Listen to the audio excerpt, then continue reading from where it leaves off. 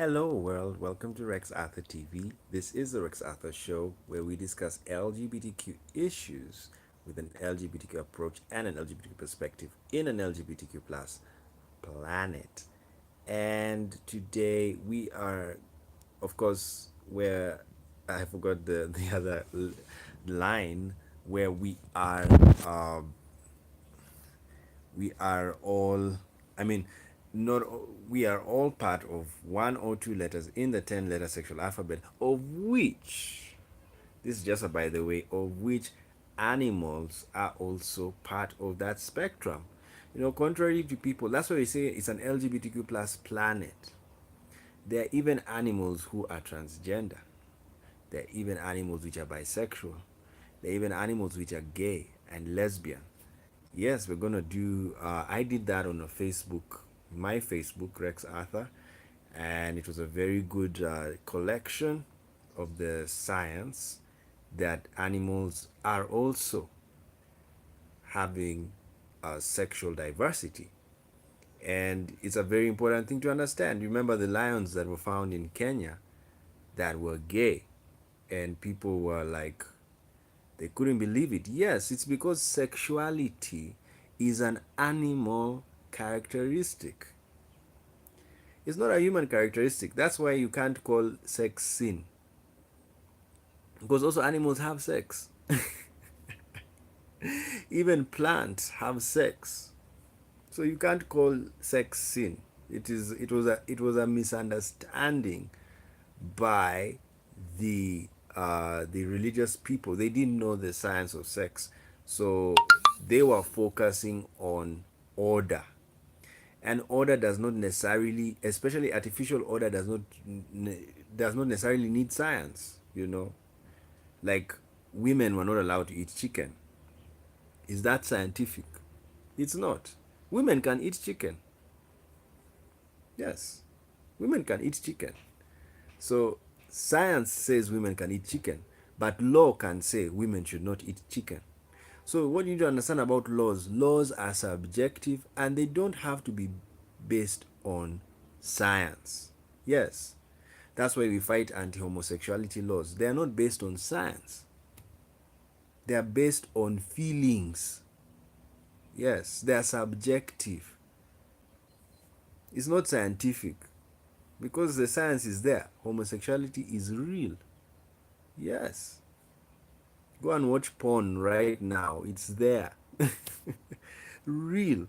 So when you have a law against it, it's not that that law is based on science, on truth.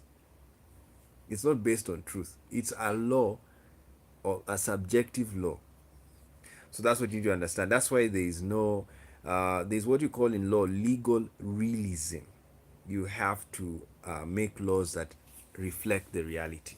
Okay, so we're going to be doing weekly videos on, because it's Women's Month, and I think I'm going to do videos to discuss the relationship between feminism and the LGBTQ movement, what I'm calling the inter-movement relationship.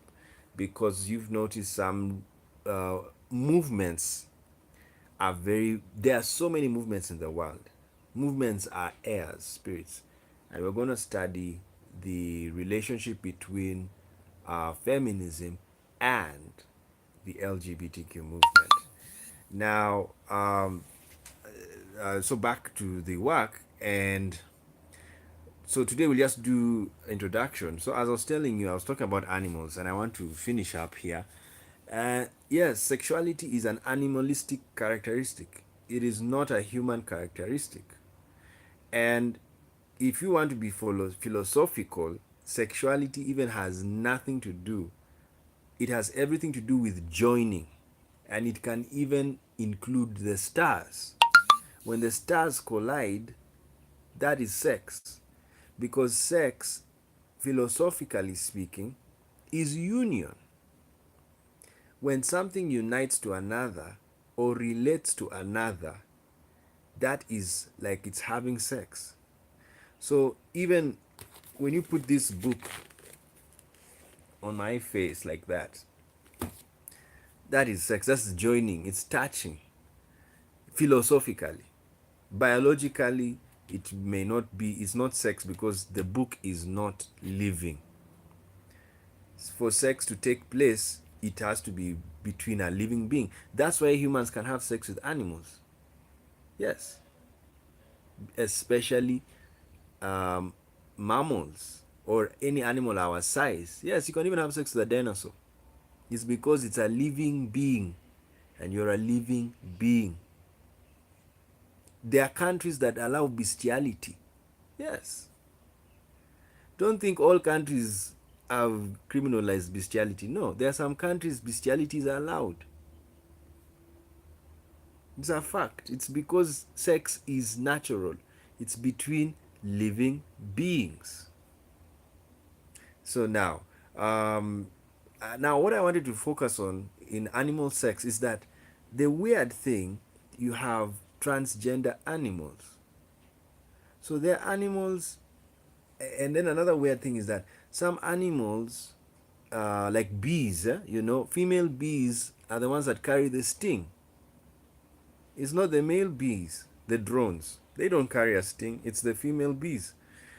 And that's weird because our understanding of sexuality is the female bees are not supposed to carry a sting, but they carry a sting. And the same to mosquitoes. The most dangerous mosquito is not the male, it's the female. Because releases, when she draws blood from you, she releases poison into your body that leads to malaria. There's a saliva the most female mosquito has. She releases it when she takes in the blood. She releases the poisonous saliva into the system. So they are, so in the mosquitoes, it's not the male that is dangerous, it's the female that's dangerous. And then you also find the seahorse. The seahorse carries the baby. The male seahorse is the one that keeps the baby, is the one that carries the pregnancy, not the female seahorse. Because when the female seahorse, she lays her eggs in the pouch of the male seahorse. So you see, in nature, not every animal follows the so-called heteronormative system, or the heterosexual, where the male is the dominant and the female is the dominant. As I've told you, in the seahorse system, it's the female that is dominant because she releases the eggs and puts them in the pouch of the seahorse. And the male seahorse, is the one that carries the pregnancy. Yes, it's unbelievable, very beautiful. So sexuality is basically animalistic and it's diverse. And in this Women's Month, we are going to be discussing how the feminist movement relates with the LGBTQ movement. Because you have to understand that the feminist movement, just like the LGBT movement, is a movement of oppressed persons. It is a movement of the it is a movement of grievances, people with grievances. This is what you call the grievances science. And this whole month, every week, we will do a video discussing the relationship between feminism and LGBT movement. Of course, last month was the Black History Month, and it was a very good month. But we didn't do it on YouTube, we did it on Twitter, on another account we have called the 21st Century Polymath. And I liked this Black History Month. We did very good things. We looked at the books written by black LGBTQ persons, including Malcolm X, who was a bisexual, and another lady, Mary, she was also a queer, and Barbara Smith, who was a black lesbian, and Martin Luther King, who, of course, was an ally and was part of the LGBT community because he was friends with the black gay author James Baldwin. So all of those people were in the community and they worked hard for blacks and they worked for, because blacks are also oppressed people, just like LGBTQ persons are also oppressed people, just like women are also oppressed people.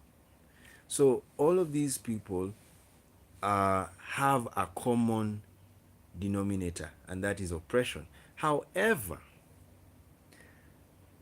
there are certain differences that have led to interrelational or intermovement relational problems, like amongst feminists.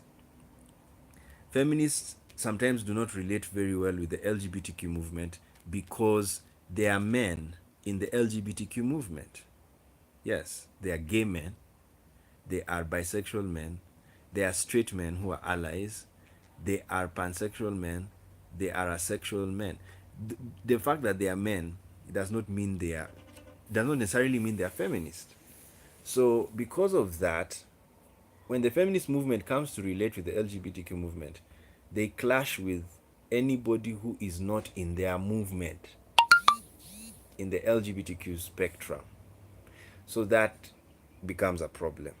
Now, the black movement has also had clashes with the LGBTQ movement. You see what happened to Jassy. Jassy was attacked by black men. These black men were not happy that Jassy, aka Jamal, is gay.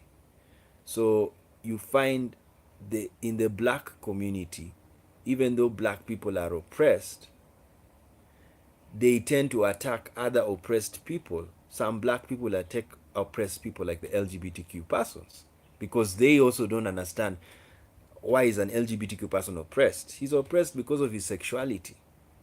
And you as a black person, you're oppressed because of your color. And you as a woman, you're oppressed because of your gender. So that's what these movements need to understand, that they are actually in the same boat, even though their problems are different.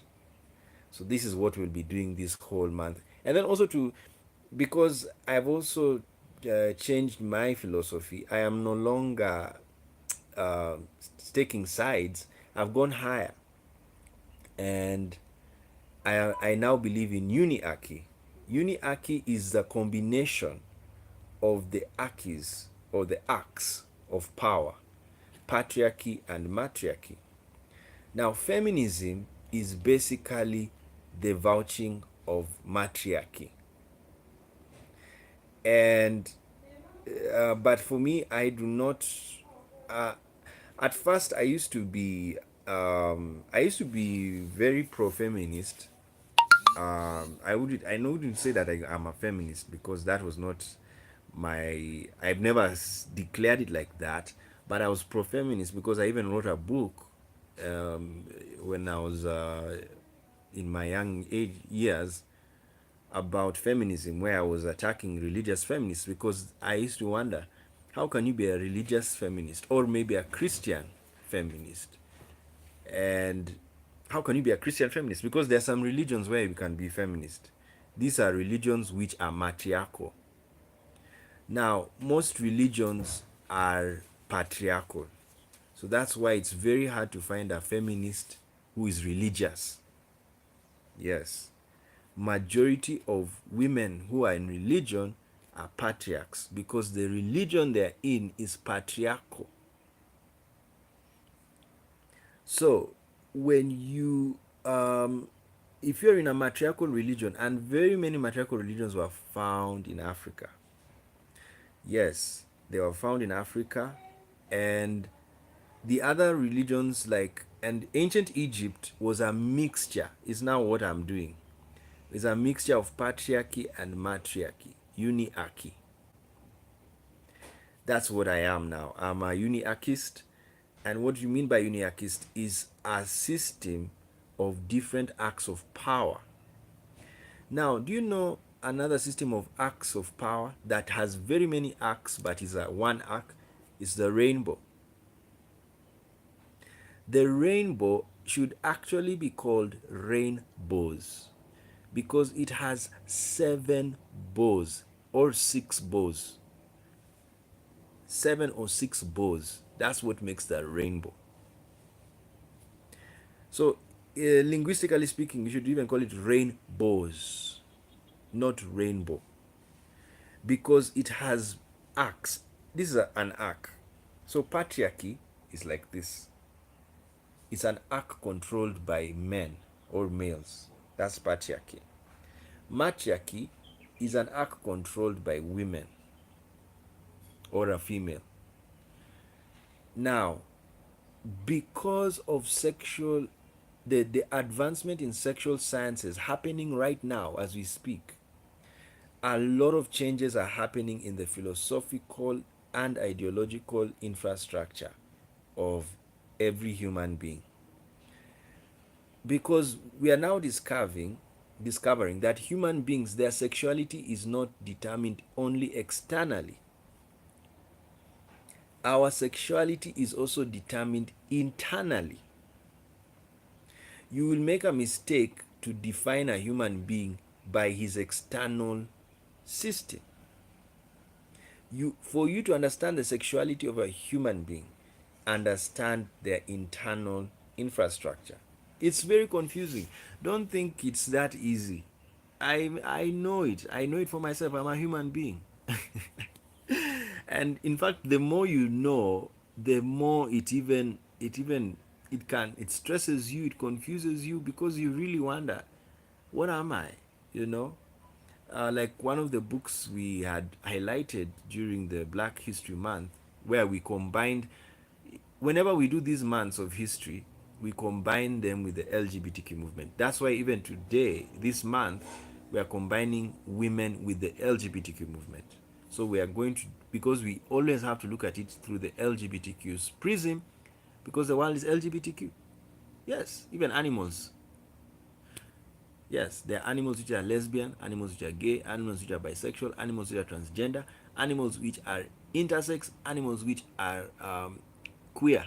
Yes, it's there. So relax, enjoy life. It can't be a sin when animals are doing it. Yes, because then why are animals not punished? Yeah, it's as simple as that. People, the guys who made those laws, they didn't know science. That's what you need to understand.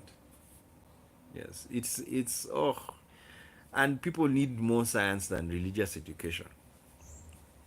I support religious education coming after science education, not the first, because that is what has messed up the world.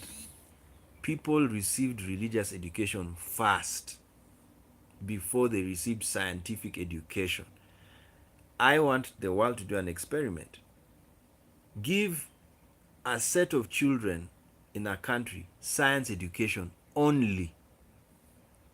Then, in that experiment, give those children and give another set of children science education and religious education at the same time. Then give another set of children religious education only. And this experiment will go on for 18 years or 20 years.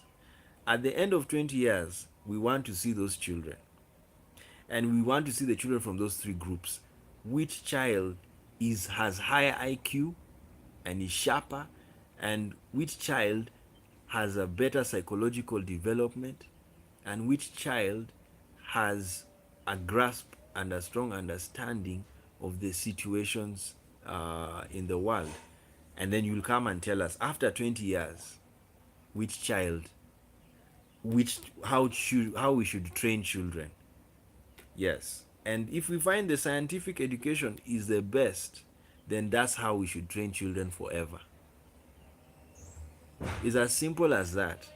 So, if I had my research company, that is what I would have done. And I'm going to have my research company, and I will do such experiments. 20 years, just go to a family, get a family. It has a child, the child was born this year.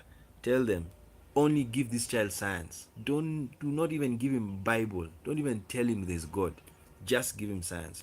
Then the other home will tell them, now tell your child to read science and also go to church or go to the mosque. Then the other home, tell them, don't even show them science. Give them Bible. Give them the Quran, and don't tell them there's anything like science. Just give them God. And then we are going to see at the end of 20 years which child has developed well. You will see something, even their brain will be different physically. People are playing with life. It's very, very, very powerful. So let's finish this video. We just are doing an introduction of the month. And you have to know the Women's Month began in America when the women were now allowed to vote, and the suffrage vote.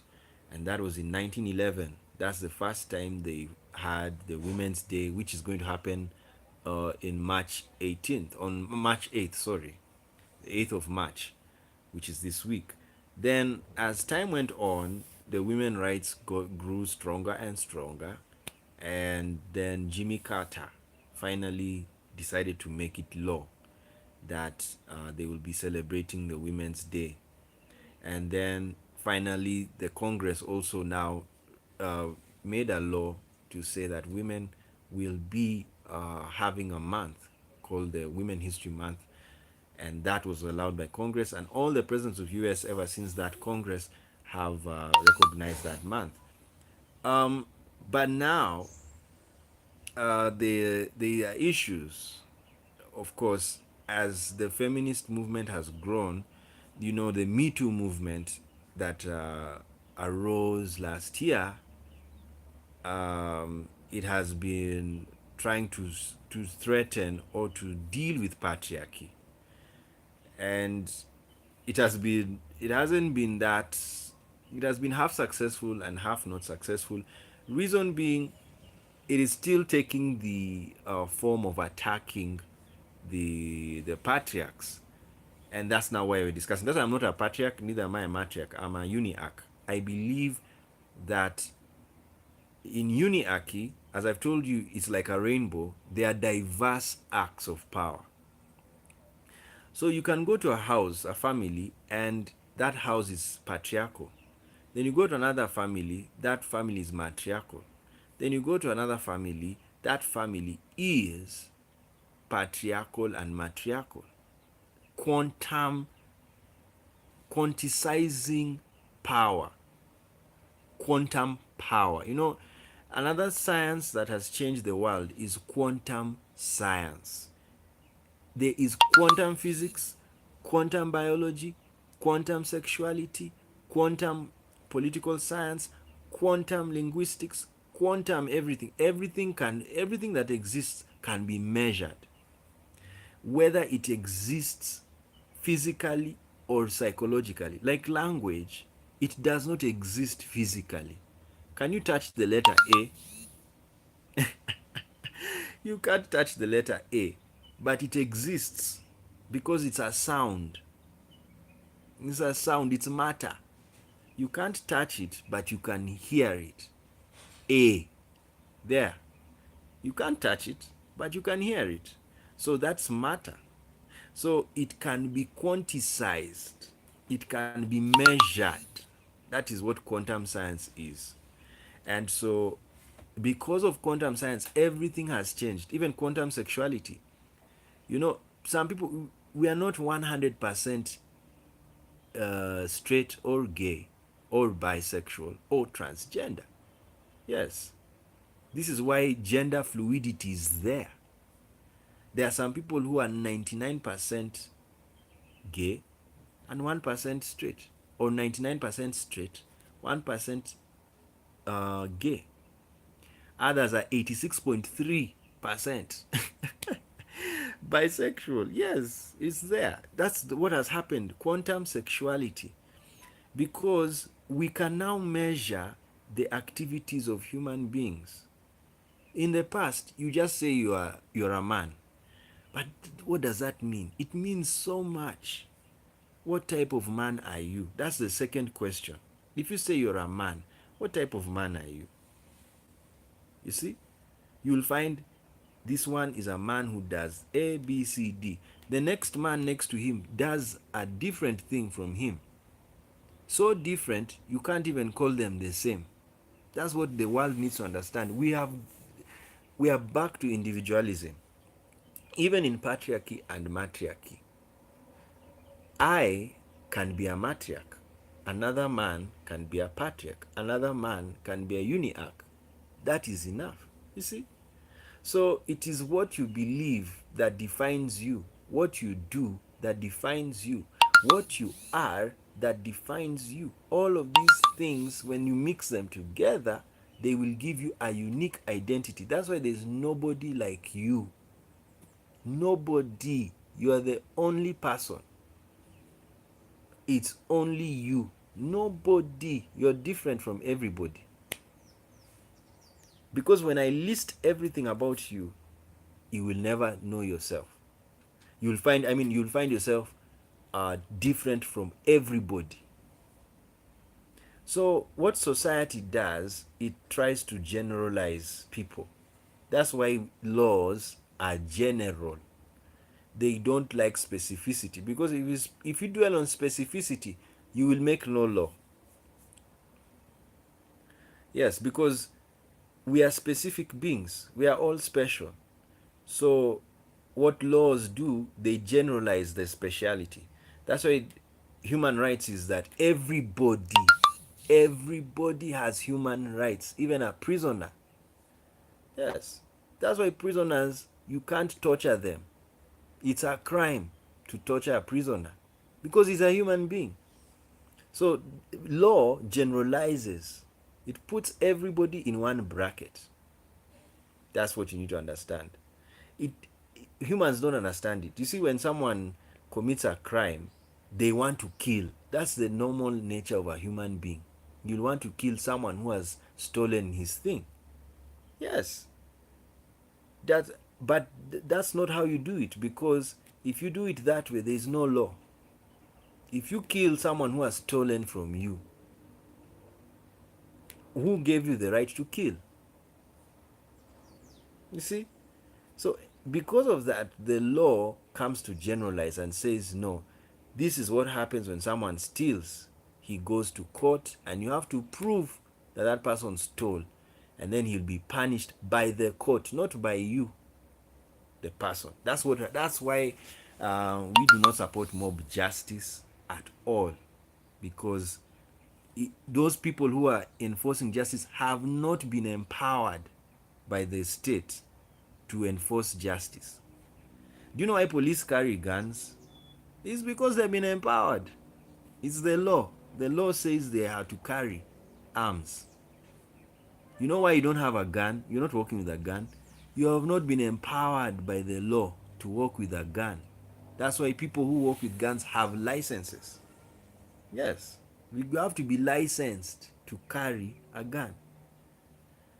It doesn't mean you can't carry a gun. You can get a gun without a license. Yes, you can get it and even use it. But it doesn't mean you are empowered to use it. That's why if you use a gun and you have no license and you're caught, you are arrested. But it doesn't mean you can't use a gun. You can use it even if you have no license. So anyway, back to uniarchy. I prefer uniarchy because families are different. People are different. As I've told you, leave alone families. The basic unit of society is not the family, it's the individual. Yes, many things have changed. I'm telling you, philosophy has changed. It's just destroying. It's making new systems come up. Yes, I'm telling you.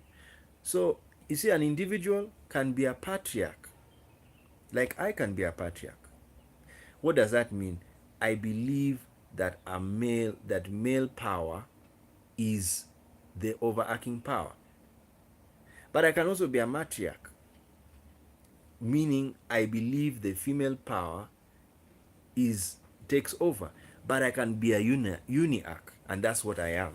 I'm a uniarch, where I believe human beings have power, whether they are male or female or non-binary, well, whatever your sexuality is, you have power. That's a uniarch, and that's what I am. So I have left the issue that no, it's a man who has power, no, it's a woman, because we all have power. Men have power, women have power. Yeah, it's just that the expression of power is different because of biological differences. That's why male power is not female power. Gay men are not straight men. A blind man is not a deaf man. You see? So the power expression of a blind person is different from the power expression of a deaf person. So that's what you need. We are not trained to these things come by learning. And animals, do you know animals don't know about themselves? We are the only animals who study ourselves and other things. Yes, that's why we are gods. Even animals are gods. It's just that they don't know it. They don't know it, and they can't. They don't have that cognitive ability. That's why people worship cows. Yes, it's a living thing. That's why animism, everything is a god. Yes, it has power. It exists. The spirit can take over your phone, and it does wonders. Yes, that is Africans believe in animism. Most Africans were animists, meaning everything is animated. You're joking with that's what even Jesus, as I said in my other video in the theological channel, Jesus was an animist because he said, if you don't praise me, the rocks will cry. He said the rocks will cry and praise me, and he said he will cause them to make noise for him. So anyway, let's finish. So we were discussing about American history, and that's what happened, and the Women History Month. And now the challenge in the feminist and LGBTQ movement is that feminists, uh, their system is, I'm not trying to change feminists. First of all, I know what a feminist stands for. She stands for liberating women, full stop. Yeah, so she's and you can be a he and a feminist, so you can lead in liberating women. That is your goal.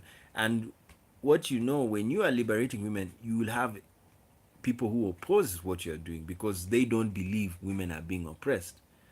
But in my estimation, women can be oppressed and are being oppressed because of systemic issues, like what we did in the video of Diversity Delusion, the book by Heather. You see, Heather, when you listen to Heather McDonald, she's a patriarch. Yeah, she doesn't really, or she's a, to be kind to her, she's a uniac.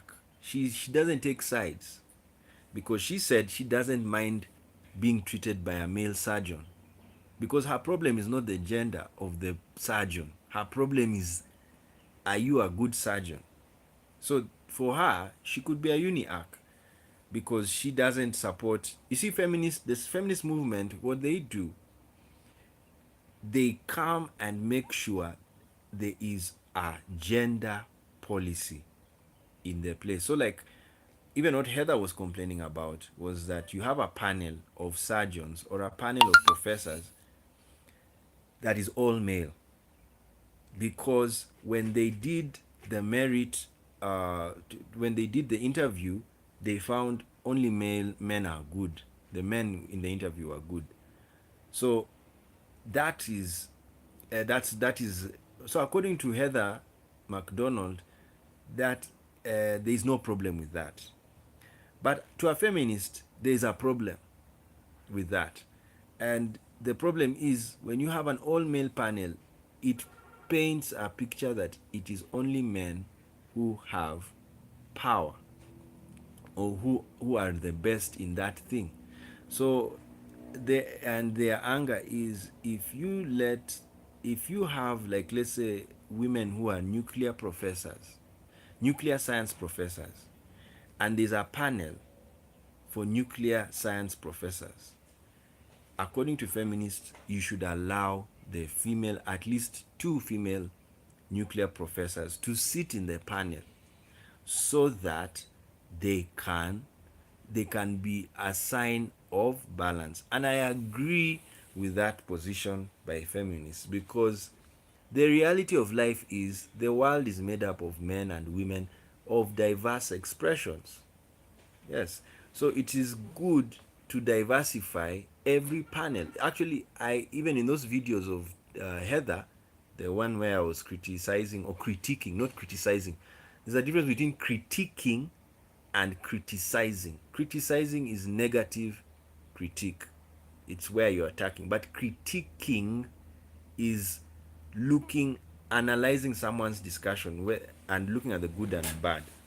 So when Heather spoke, I told myself that I support diversification and I support public diversification.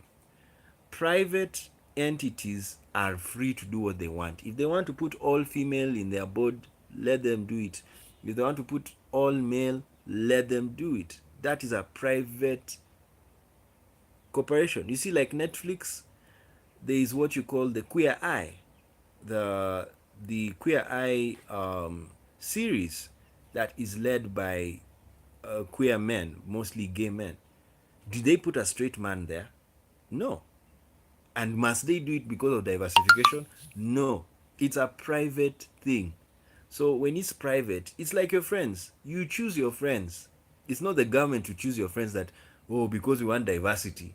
You should make sure you have you should make sure you have friends from different areas so that you can. No, that's too mechanical.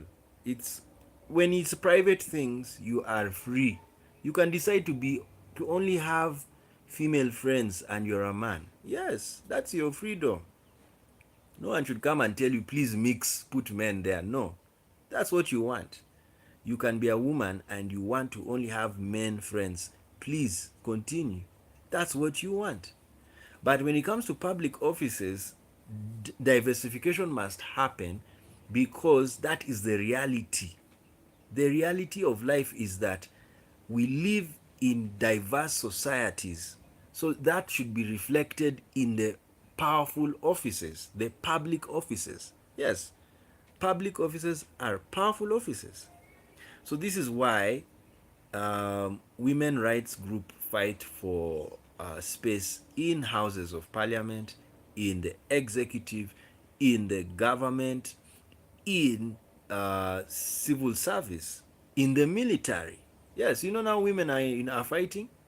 Yes, it's because the reality is the women can fight. Yes, so that's what we need to understand. And if a woman can fight and she meets the qualifications of a fighter, military, then put her in. It's as simple as that. And the military is a gender diverse. It's a public entity, so it has to reflect diversification. So that's what you need to understand about.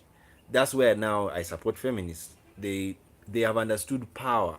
Power is a structure, and it is a private entity. Is a public entity. Now, another thing you need to understand as we end the video, because we are just doing this is the introduction. Power is both private and public. That's why human rights is human power. And human power is both private and public.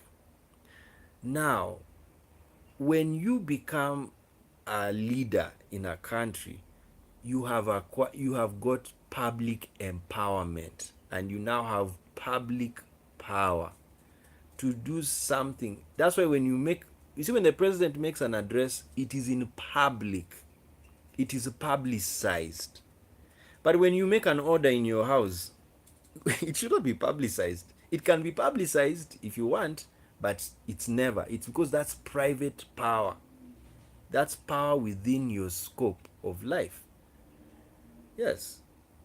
That's why when you are a human being and someone is playing very loud music next door, your neighbor, you know, you have a right to go and complain and tell them, excuse me, the music is loud. Yes, that is you exercising your private power, because private power is private rights, is your human rights. We all have power. but some have more power than others. So all humans have power, but some humans have both private power and public power. And these are the ones who work in government. So now the feminists, now what they do, they vouch for public power for women, because they want to see women, it to be reflected that women also can be powerful and can be leaders. Now the war that they're having, and we'll be discussing this in the next program next week, the war is men or patriarchs feel like, should we give you a silver platter, give you power just because you're a woman? No, you compete with us. And this is now where I saw a very interesting program about the fear that politics is too macho for women to be part of. And that's what I was saying, that those guys were saying, of course, the discussion, I'm now giving the patriarch argument. The patriarch argument is there is no need for a woman to be given her power space or power privilege because she's a woman. That is, it is an oxymoron. Why are you saying a powerful person must be given something? That's their understanding. The patriarchs are saying that, how could you give a powerful person positions? If you're powerful, get it. That's their assertion. Now, how I can answer a patriarch is, most of the times women who do well in the patriarchal society, they are are actually masculine. They're actually macho women. You see President Ellen Sirleaf of Liberia, she competed against men and won. That's what you need to know. Hillary Clinton won the popular vote. That means she beat Trump. You see, that's a masculine woman. Um, Angela Merkel of Germany has been leader of Germany for almost 2 decades. That is a masculine woman. So these are women who have managed to succeed in macho spaces.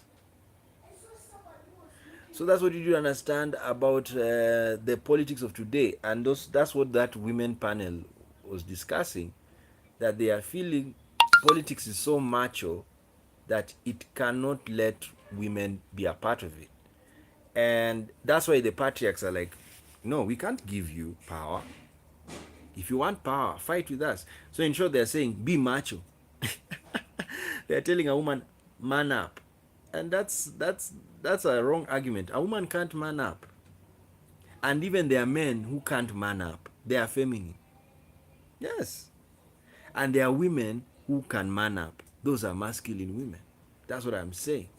That's why most companies are run by women. They biologically, the testings are done. They have more testosterone.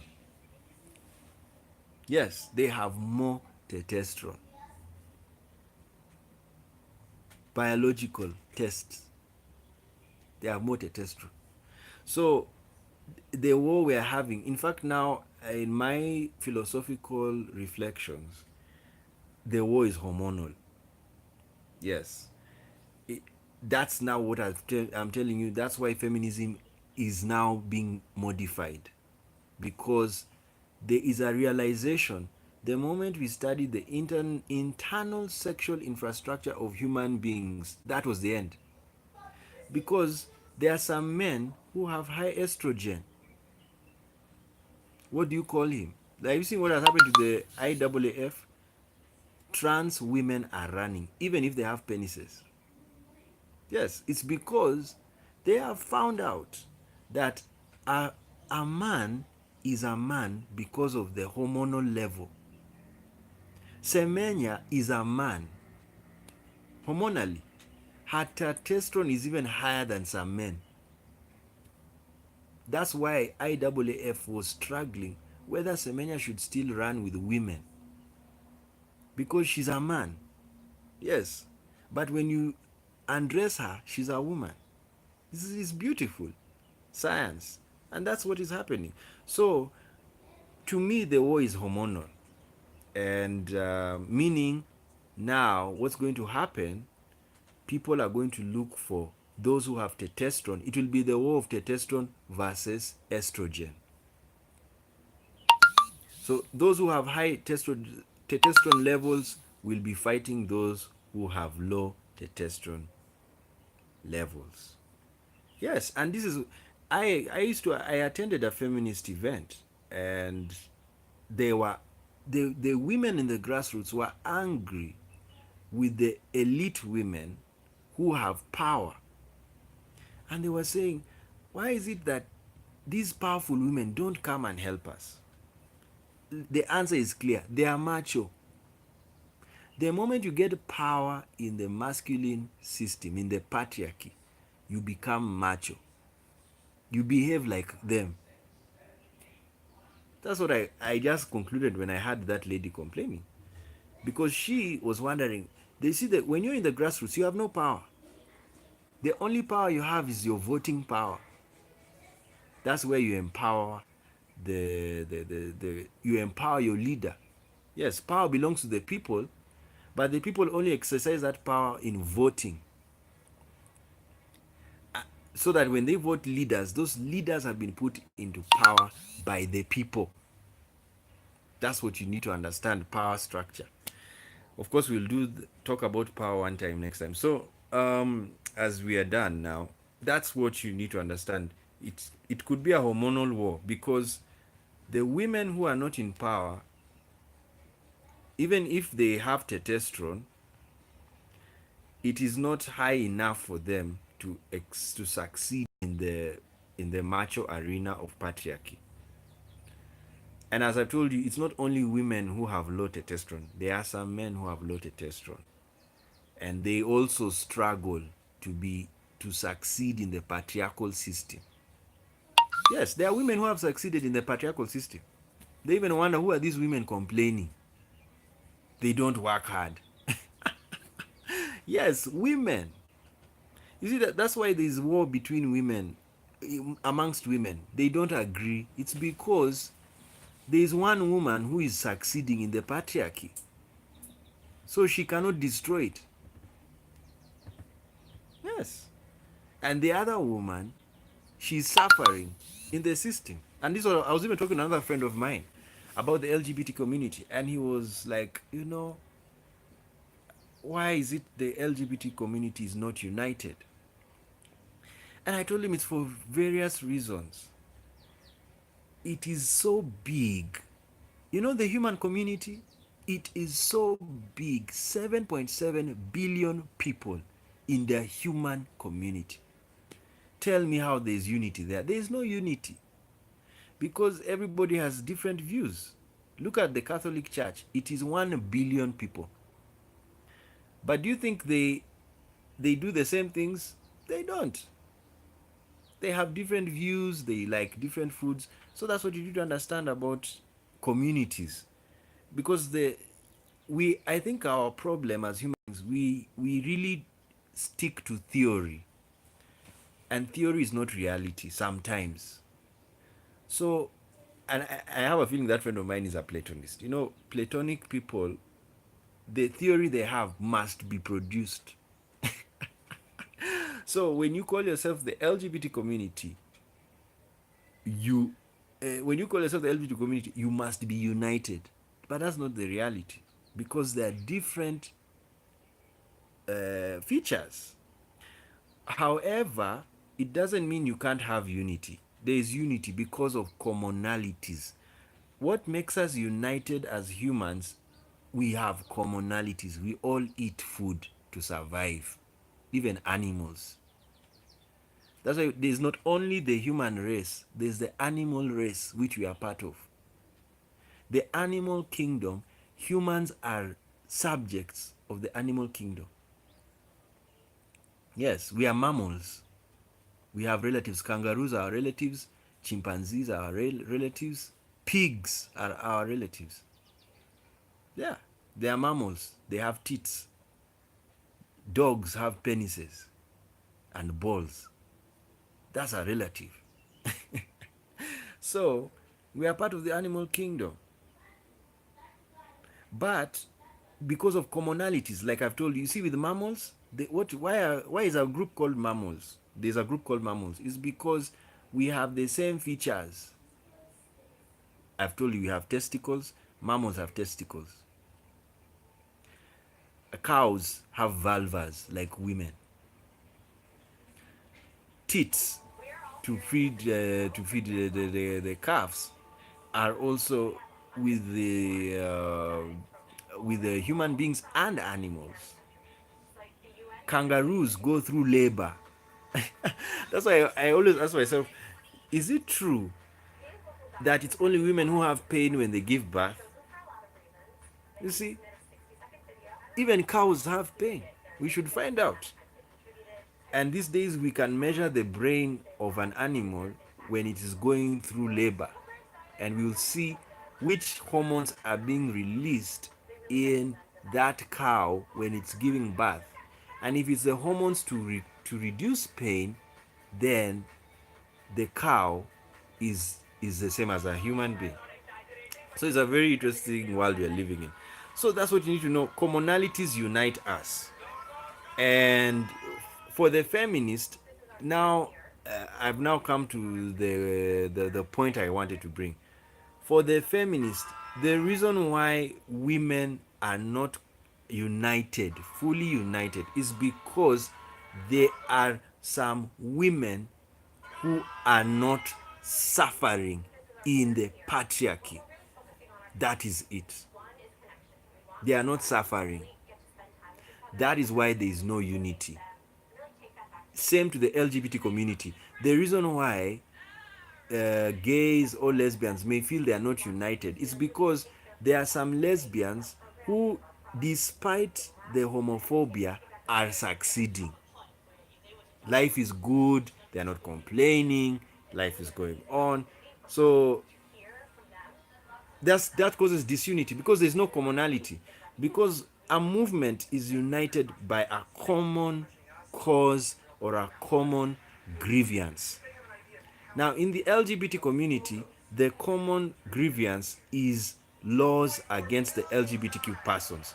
That's what unites all of us as LGBTQ persons. But when you come to certain issues, like when you break down that common grievance, you'll find some LGBTQ persons are not suffering because they have jobs, they are rich, so they can survive, and the poor may not survive. And this is the same with the feminists.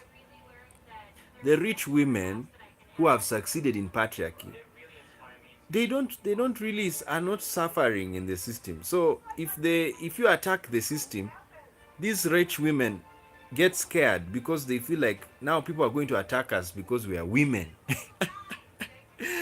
And the men who are in the system who are rich will say, you women, why do you want power and you have it already? So that's what you need to understand. You always have to. So how do you foster unity? Fuel the commonality. Fuel it. Fuel the common grievance. That's what you do. Okay, guys, thank you so much for joining us. It's a very interesting discussion, and we're going to be putting it also on Twitter. This is a Women's Month, but it's not that we're not doing other videos. We're going to do other videos on other topics, um, but this one will be one of them, and it will only be in the month of March. And yeah, so we're